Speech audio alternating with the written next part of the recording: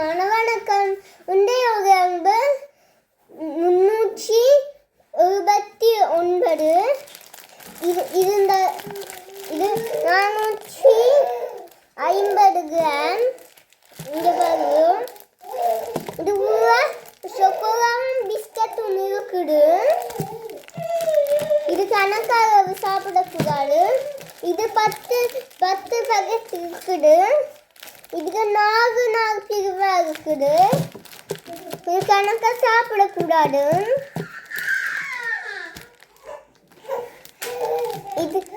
இது கிட்கட் எனக்கு ரொம்ப ரொம்ப பிடிக்கும் அக்காவுக்கும். உங்களுக்கு இன்னும் இப்படி சின்ன 2 பிரிவா இருக்குது.